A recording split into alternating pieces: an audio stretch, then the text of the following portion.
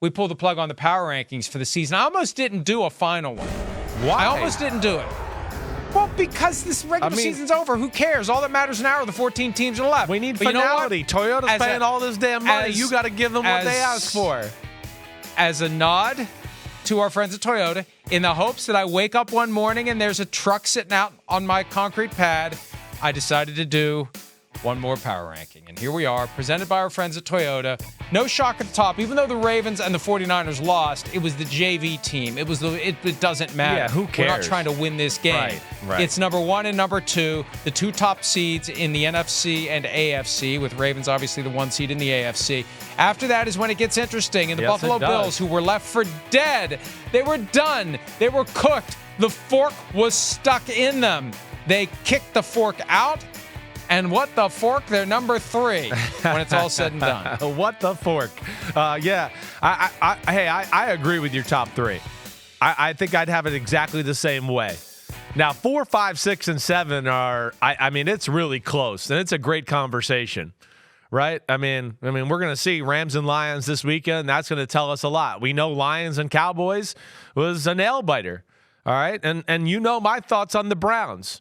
The Browns maybe have the most elite unit in all of football in their defense. And that I would probably, Mike, in my world, make them number 4 and make the Cowboys 5, the Lions 6, and then have the Rams as 7, right? I think that's what I would have, but I'm not mad at what you have there. There's certainly some questions, but that Browns defense, Flacco the way he's playing, right? Their offense, I know it's middle of the pack as far as its season yards per game statistical output, but it's better than that the last 5 or 6 weeks, especially if you take away last week where, again, they're another team that didn't play anybody. The Browns are the team I still will sit here and say, watch out for, everybody. I still think they could be a big-time player. And 2 divisions have 3 of their teams in the top 15 crazy when it's all said and done. Yeah. The AFC North and the NFC West. And, the Eagles, I had to take them out of the top 10. Yeah. I wanted to drop them even lower. Right. Because it's been abysmal. Since they started 10-1, it is abysmal. And you know what? Somebody emailed me, not anybody with any of the teams out there, just somebody who's a loyal viewer of the program, throwing out the idea that if the Eagles lose on Monday night, maybe they're in play for Mike Vrabel. Hadn't thought of that.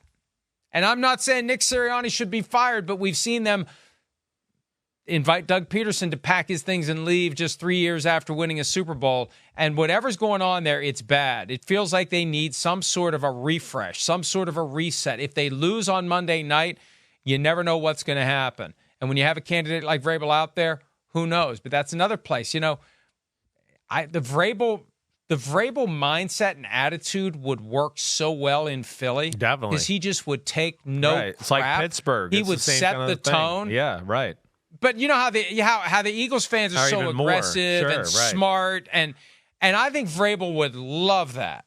Would love that. I could see him, like a press conference, like, what do you guys want? What do I could just see him relishing the opportunity to do, sword play with Eagles fans and in a fun, lighthearted, but come on, let's, we're trying to win football games here kind of a way. So anyway, I don't want to pull us too far off the rails. No, but I hear you. I just thought of that from earlier. I think if you're evaluating for what it is, like, your power rankings are, it is a picture of the season, and I know you're trying to mix in exactly where we are right now, too. The Eagles are a tough rank. They are. Again, if you put them at 15, I would have been like, I understand. They're playing like a team that's not playoff worthy. They're not.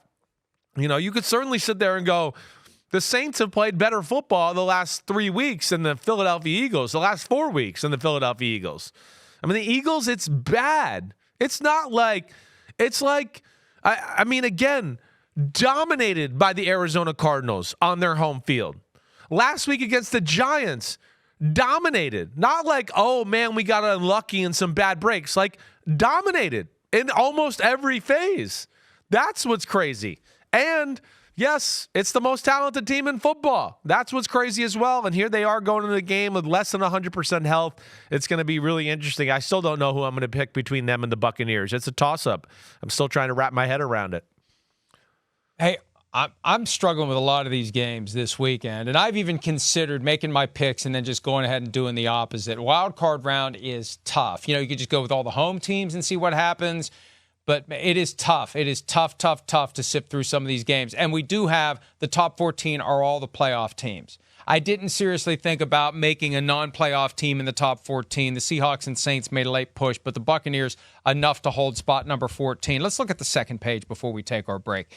See if anything really stands out. Let's say this. Who's the biggest surprise to you on the second page? I guess for me, it's the Bengals at number 19. Well, but we know why that happened. Exactly. It happened because of Joe Burrow. I think so. I mean, the Jaguars would be right up there with it. Same type of thing. Damn, that young talent, the way last year ended, never thought they would end this year as the 17th football team in the league.